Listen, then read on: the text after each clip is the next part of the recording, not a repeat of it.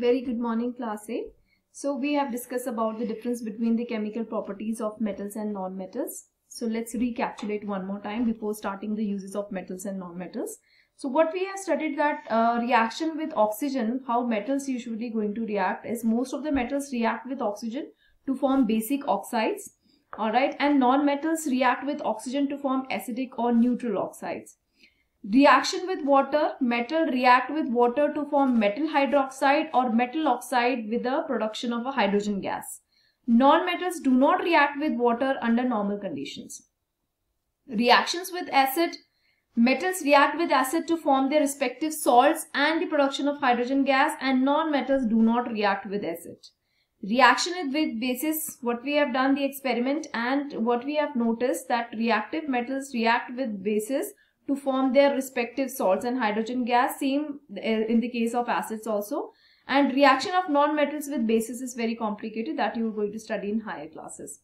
Displacement reaction, that metals show displacement reaction, that we have discussed all the activities which was mentioned there in your book.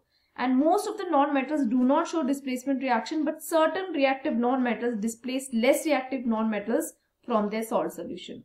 Alright, this much is your the chemical properties of metals and non-metals. Now let's start with the uses of metals and non-metals. So you already know that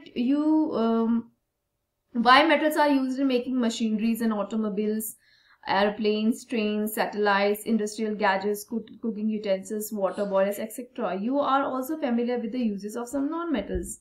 So let's discuss here that uses of metals are iron is used. Where iron is used? Iron is used in making pins, nails, nuts, bolts, tools, machines, construction of buildings, bridges, etc. Isn't it? So there are so many things like pig iron is hard and brittle with high carbon content. So it is used for making pipes, storage tanks, railings, cylinders and sinks. It is a type of an iron. So wrought iron is tough, malleable with very little carbon content. So it is used for making bolts, chains, wire nets, nails and agricultural tools. Third is stainless steel, which comes under the iron only, which is an alloy of an iron used for making utensils, knives, etc. So the second type of a metal is aluminium. So aluminium is used in making utensils, wires, furniture, parts of aircrafts, vehicle aids, machines for packing food and medicines, etc. It is used for making your electrical cables due to the high conductivity of heat and electricity. It is used for making paints to prevent rusting of iron also, and it is used for making body parts of aircrafts because it is very light and strong. Alright. So the next is here is copper. Copper, it is used for making wires, vessels, electric gadgets, etc. It is used for making the various electrical appliances because of the good conductor of electricity, and it is used for making utensils also, car radiators, calorimeters, because it is good conductor of heat. It is also used for making alloys which are used in making coins and pipes also.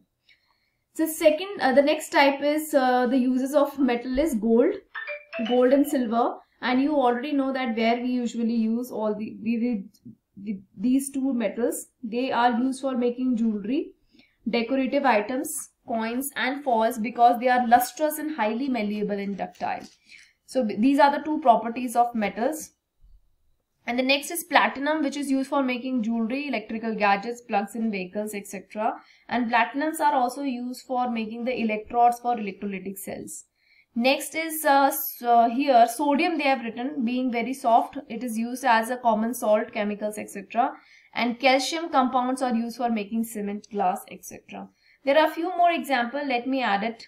Lead, it is used for making electrodes for automobile batteries and alloys such as solder.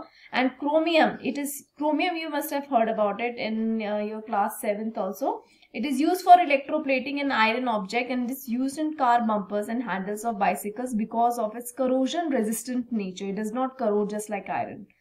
So zinc, it is used in dry cells, galvanization, coating on iron articles, alloys such as brass and German silver. So this is the uses of metals that we have discussed. Uses of metals and non-metals. Now here are some of the interesting ones which you sure that you will guess them right. Non-metals essential for our life which all living beings inhale during breathing, that is oxygen. Non-metals used in fertilizer also for the growth of plant. Non-metals for water purification also. Non-metal used purple color solution which is applied on the wounds as an antiseptic. Non-metals used in crackers also. So you must have had some more uses of metals and non-metals from your experience. So there are few which is shown in this slide. Sulfur, it is used for making sulfuric acid, salts of metal also. It is also used in skin ointment spray for fruit trees against pest and disease because of its fungicidal and insecticidal nature.